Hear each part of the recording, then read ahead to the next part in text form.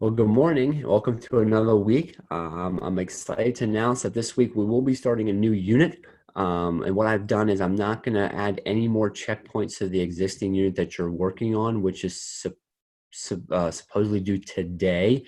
But even though it's due today, you continue working on it to finish it no matter what happens throughout this week. So what I've decided to do is make this video as part of your beginning of your next unit, which will open tomorrow. Again, there will be a pace guide and everything that you usually had in the first unit with this unit. But I'm excited to announce that the unit is called Dilations, Similarity, and Introducing Slope. So we're going to kind of hit this first part of dilations first and kind of run with it there. So again, those that are still working on the unit of rigid transformations, you're going to continue working on that because again, we want you to finish in the idea of progress. All right, so we're not going to close the unit, but you can continue working on that. So learning target, I can describe the size, location, and scale factor of a dilation transformation. Now, we've already sort of talked about some transformations, so this is just going to add to our repertoire of transformations and be able to identify different things that figures can do. So again, at the end of a lesson, my hope is that you can answer this question or say this statement with some clarity and confidence and know exactly what you need to do with this idea. So as I look at this picture, and if you go to the engage section of that lesson plan, and then jot down some ideas of what's happening from that figure to the far left to the far right. Or you can say what's happening from the far right to the far left. So take a moment, pause the video, and write down some ideas or things that you notice and wonder about this photo that's going to help us understand dilations. So hopefully you're able to see, or I'm going to write down some things that were happening. And what we're seeing is that the figure seems to be staying the same. It's just growing in size, or we could say it's shrinking in size. But again, the overall orientation and shape is staying the same, which is usually what we deal with transformations. So again, what you already know, again, we're not going to go into detail, is, as you can see to the left, a reflection. In the middle is a translation, and the right is a rotation. All right. And what we see is, the shape and orientation, again, is the same. It's just moving around the graph in some sort of way. With dilations, what we're doing is we're increasing the size, which will change the location of the figure, all right, on the graph. So again, we can call this shrinking, we can call this growing, in all different shapes. But with something if a shape gets bigger or smaller, but keeps the same orientation or shape, then we call it a dilation. It's dilating, if you want to call it that way. And what we say with a dilation is there's two key terms to remember. If it's getting bigger, we call it an enlargement or a stretch, and the scale factor has to be greater than 1. So here comes that scale factor idea.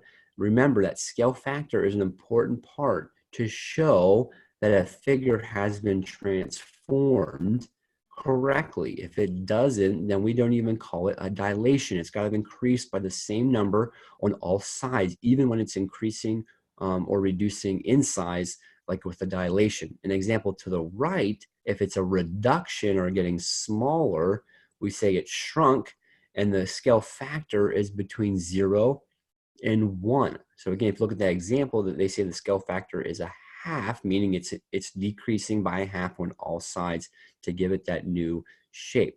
So again, looking at these ideas, you see that things can get bigger and smaller, but it always comes back to that scale factor idea.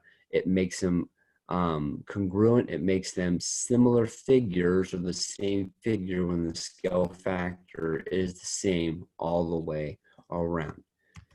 So how do I find it? Use the scale factor. All right, and we talked about this. Use the scale factor.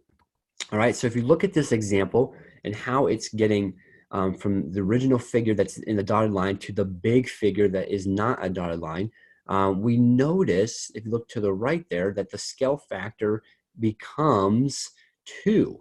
All right, so they start out with 3, they start out with 4, and now they notice that the scale factor is 2, okay? And they're multiplying by 2, and it works all the way around. 5 times 2 is 10, 3 times 2 is 6, and 4 times 2 is 8. So the scale factor works. So we would call this an enlargement if we're going from the dotted line to the solid line. If we were going from the solid line to the dotted line, we would say, all right, the same thing. That's supposed to be 10. We would say the same thing, that we're still using 2 as that scale factor, but now we're dividing by 2 to get to the smaller figure. So if we were going from the solid line to the dotted, we would say that the figure shrunk by a scale factor of 2. Or again, when we talk about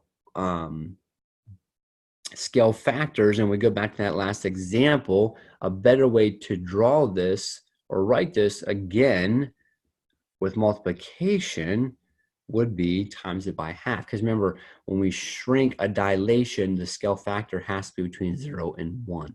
So a better way to look at this would be, say, timesing by 1/2 to get to that new figure. So again, we're still using the scale factor to make it a true figure of itself. But again, we're under that idea that everything is shrinking. If we go back to that slide, it's shrinking and enlarging to get to that new figure.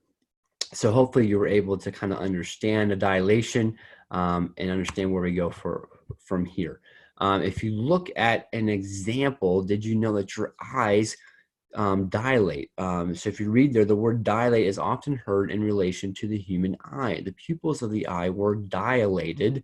As light hits the eye, the pupil enlarges or contracts depending upon the amount of light. So if you ever notice when you come in from light into darkness or darkness into light, your eye dilates. It gets bigger, it gets smaller. It's kind of adapting to the new environment that it's in, which is just amazing to think about, that your eye does that.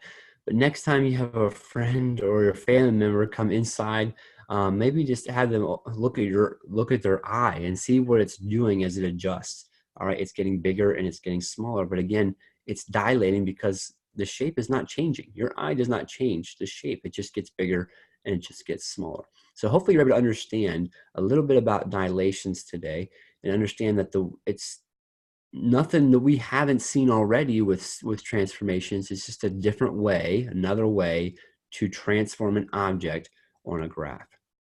So again, this week, what should I be focusing on? So if you look, again, explore, explain, evaluate, elaborate, and express. So explore is some additional resources for you. The explain is our weekly discussion Padlet with a question. Evaluate is getting you actually into the first checkpoint. I know we usually start out with the power focus areas, which we will, but I kind of want to get you started on that first checkpoint because it's simply entitled, What is a Dilation? To kind of apply what you learned through this lesson.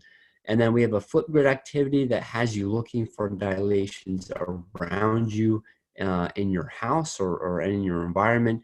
And then again, another piece of expression or reflection and what some things you can learn about yourself from this unit. And as we end, some important things to remember is you need to finish the rigid transformations unit. I don't want you to jump forward on this unit if you have not completed that, because again, guys, we're looking at progress, all right? Some of you go at your own pace, which is fine, which is perfect, all right? We all have, different paces that we work on things, so you need to continue to work, continue to get progress in that course, in that class, and finish it before you move on to this one. So stay focused where you're at and continue to work, and don't worry.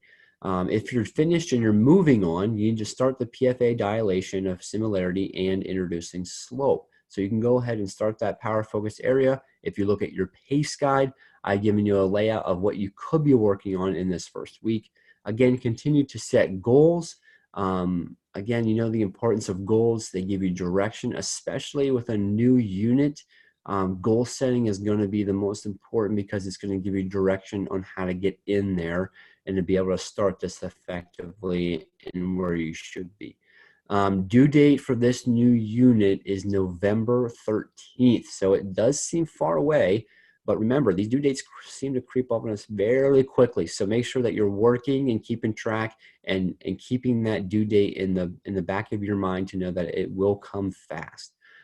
So again, if you guys need any help, please let me know. Continue to work through this unit. I'm excited to start our second one. But again, for those that are still working, remember, we need to finish strong, and then we'll move on to the next one. Thank you. Have a great day.